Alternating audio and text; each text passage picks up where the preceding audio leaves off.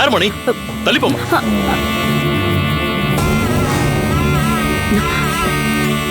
ஐயா, ஆதிசக்தியை வேண்டிக்கிட்டு பாத யாத்திரையா வந்திருக்கேன்.